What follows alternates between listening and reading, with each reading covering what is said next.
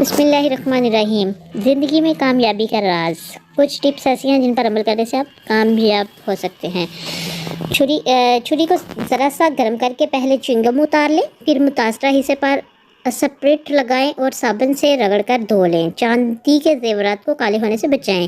چاندی کے زیورات اکثر کالے ہو جاتے ہیں، انہیں کالے ہونے سے محفوظ رکھنے کے لیے جویلری باکس میں 4 سے 5 عدد چاک ڈال دیں، جویلری کالی نہیں ہوگی۔ بجلی کی استری کا زنگ صاف کرنے کے لیے اگر بجلی کی استری کو زنگ لگ گیا ہو تو سوڈا ہائی کارب کھانے کے سوڈے سے زنگ صاف کر لیجئے۔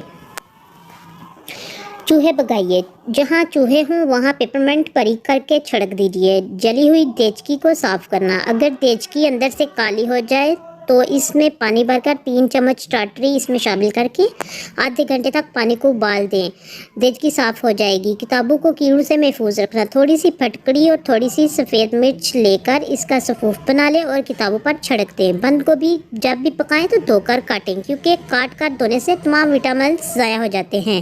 بینگن کاٹ کر کچھ دیر کے لیے رکھ دیں تو اس کی رنگت سیاہ پڑ جاتی ہے، انہیں کاٹنے کے بعد نمک ملے پانی میں بھگو دیں تو رنگت تبدیل نہیں ہوگی۔ مٹر، ابلتے ہوئے پانی میں مٹر کے چند چھلکے ڈالنے سے رنگت اور مٹھاس میں اضافہ ہوتا ہے۔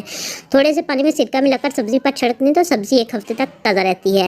پیروں کو آرام دینے کے لیے نیم گرم پانی میں چند قطرے لیمو ڈال کر اس میں پاؤں ڈبو دیں۔ ہچکی آ رہی تو لونگ کھائیں، 1 گلاس پانی پی لیں۔ گلدان کے پانی میں اگر صابن کے چند ٹکڑے ڈال دیے تو پھول تازہ رہتے ہیں۔ اگر لیمو کو لمبے عرصے تک محفوظ کرنا تو لیمو کا 1 قطرہ میں موم ٹپکا کر رکھ دیں۔ اکثر آلو میٹھے ہونے کی وجہ سے سالن کا ذائقہ خراب ہو جاتا ہے، اس کا آسان حل یہ ہے کہ میٹھے آلو کاٹ کر پکانے سے پہلے لہسن، نمک اور سرکہ لگا کر 45 منٹ کے لیے رکھ دیں۔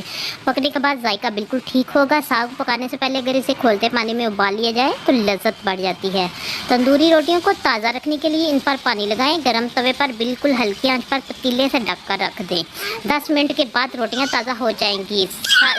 سنک کی نالی بند ہو جائے تو گرم پانی میں کپڑے دھونے کا سوڈا شامل کر کے سنک میں ڈال دیں۔ پھٹکری باریک پیس کر کچن کے کیبنز میں رکھیں تو کیڑا پیدا نہیں ہوگا۔ صابن کے چند ٹکڑے سرسوں کے تیل میں گرم کر بعد لکڑی کے دروازوں اور چارپائیوں کے جوڑوں پر ڈالنے سے چرچراہٹ ختم ہو جاتی ہے۔ اگر فرینڈس آپ کو ہماری ویڈیو اچھی لگی ہو تو please comments and like share my video اور میرے چینل کو سبسکرائب کریں۔ Thank you watching for my video. اللہ حافظ، ملتے ہیں نیکسٹ ویڈیو میں۔